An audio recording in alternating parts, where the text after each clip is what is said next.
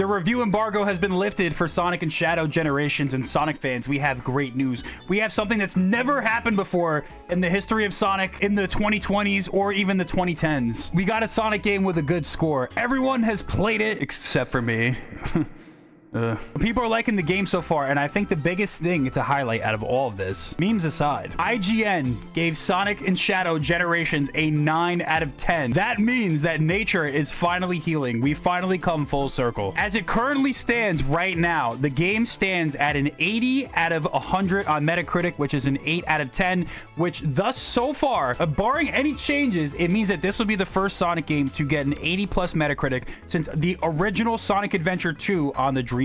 I can't believe we're finally taking a win for the first time for a 3D Sonic game in forever. I loved Sonic Frontiers. I thought it was a great game, but honestly, you know, the critic reception was like a 7 out of 10, and that game was a lot more divisive. It seems like it's pretty consistent that everyone thinks that Sonic and Shadow Generations is like actually good. Despite how much I love and adore Sonic Frontiers, the reality is it was not universally loved. Like, some people genuinely hated Frontiers, which is kind of a shame. Anyways, let's talk about why Sonic and Shadow Generations is doing so good. There is currently 0 negative reviews of this game. It's positive or mixed at worst. Mainly positive though. 84% of the reviews of Sonic and Shadow Generations are positive. ESX Brazil says Sonic and Shadow is basically 2 excellent games in one. Sonic Generations is a remaster of one of Sonic the Hedgehog's best titles, while Shadow Generations is a new game that builds on the Sonic Frontiers formula to revisit the past of one of the most beloved characters by fans. Shadow's gameplay mechanics are great, the levels are fun, and exploring the white space is great. It's a complete and recommended package. I think one of the coolest things that Sonic and Shadow Generations is going to do is that they're going to introduce some of the open world, like open zone inspired hub world stuff. So I feel like we're going to get to see kind of like what Sonic Team has been doing since Sonic Frontiers, and like how they're going to look to evolve the open zone and how it's going to be implemented into the future. If you think about it, in a lot of ways, it's similar to Frontiers in the sense that like you do open world challenges in the hub world, and then you have to go into the actual linear stages. So obviously at a much smaller scale, but it's still kind of a similar principle. I really like the fact that they brought up Sonic Frontiers and I guess like some of the mistakes that they think Sega had. Once again, interesting to see how they bob and weave this open world mix in with some of those linear stages. This is the improvement we want to see. In Sonic Frontiers, a lot of people didn't like the cyberspace stages, so that was like a big issue of contention for a lot of people that played it. They thought the controls were a little bit worse. They thought they weren't as good. It was an interesting concept, but maybe not executed perfectly. So we're going to see how the linear stages improve, because I feel like that's going to be kind of like the highlight of this game. In addition to the fact that they brought up that replayability is going to be a big factor. I feel like every Sonic game, no matter what, you want to replay the stages and try to get your best time, and just simply because they're fun to do. Having these new abilities like the Doom powers to unlock different routes and being able to like speedrun and find different skips and stuff like that is definitely going to be huge. Based off of this review, they said as much. So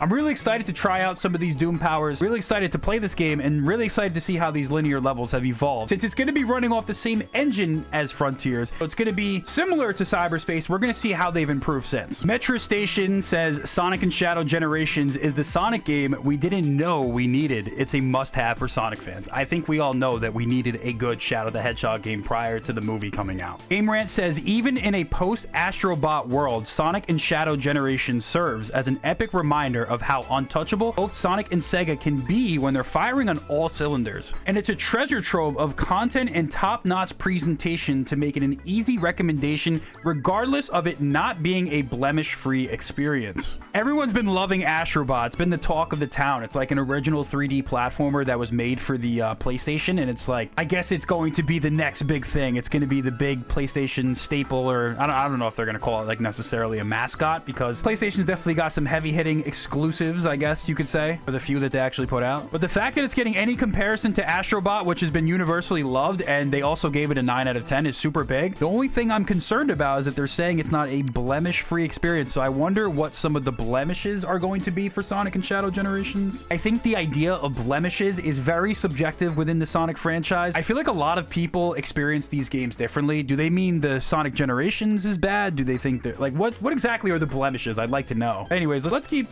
giving you guys an overview. Checkpoint Gaming says Sonic and Shadow Generations gives Shadow fans everything they could wish for and more in the celebration of the ultimate life form's history. The level design is established in Sonic Generations, and Sonic Frontiers has been perfective in the generously sized Shadow Generation storyline, with reimagined stages and boss fights from Shadow's past appearances, alongside heaps of references and tributes you're bound to love. IGN, here we go. This is the big one. It says Sonic and Shadow Generations takes an already excellent game and spring jumps it to new heights at a blistering pace by doubling up the campaign length with creative level design, fantastic bosses, plenty of collectibles, an acceptable graphical update. While the brand new Shadow content isn't necessarily long on its own, it adds a nice change of pace to the collection of all-time great Sonic stages Generations already contained, and there's exciting new story that's filled in as you explore the overworld for collectibles, activities, and challenges. This bulked up remaster soars far and above previous enhanced versions we've gotten in the Sonic franchise and will hopefully be the gold standard for Sega when it decides to bring back other Sonic games from the past. It seems like the pairing of Sonic Generations and Shadow Generations is perfect because both games aren't too long, but when you combine it together, you definitely get a pretty good experience. If you think about Sonic Adventure 2, you got the hero story, you got the dark story, and the last story. It's considered one of the best Sonic games of all time. It's like infinitely replayable, but the max campaign length is like 5 to 6 hours maybe. So I feel like we're gonna get something similar with Shadow Generations. Plus, they said there's a lot of bonus content, so think about like going back and 100%ing this game,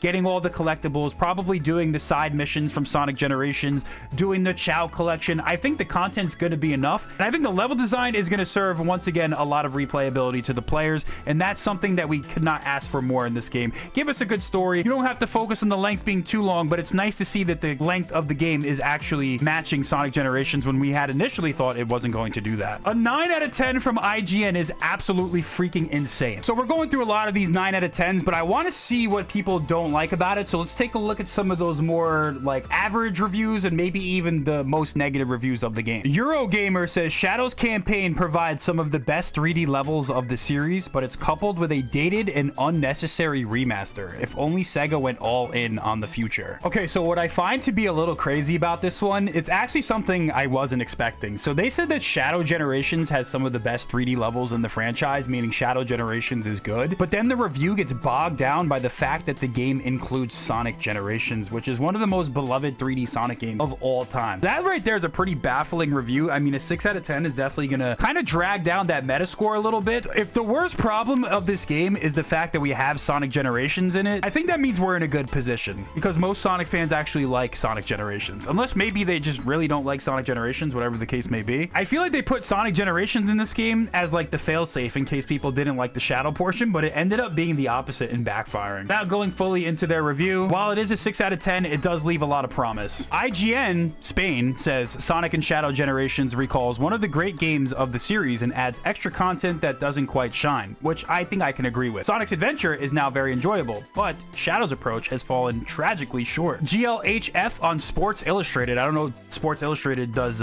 game reviews, they said, at its core, this is still Sonic Generations, so I can't say I had a bad time playing it, and if you've never played it before, then I'd absolutely recommend picking this up. However, if you already own Sonic Generations, which I'm willing to bet most people interested in this game do, then I certainly wouldn't be willing to pay $50 for a handful of new levels that are okay at best. The spruced up port of Sonic Generations isn't worth mentioning apart from the 2D levels, but the Shadow campaign scores points with fun levels and serves up a worthy comeback for Shadow the Hedgehog. So that is a little bit more of what I was expecting. We actually ended up getting some reviews that like the Sonic Generations portion, but they actually don't like the Shadow portion, which is kind of weird, but it also makes sense. It feels like the Sonic Generations portion is definitely that traditional boost in gameplay. The Shadow portion kind of feels like an adventure boost hybrid, similar to that cyberspace feel. We now have conflicting cases where some people like one version of the game. For example, some people like Shadow over Generations, and then we have some people that like the original Generations over Shadow. So I wonder if Sega, in a way, I mean, it feels like a failsafe to like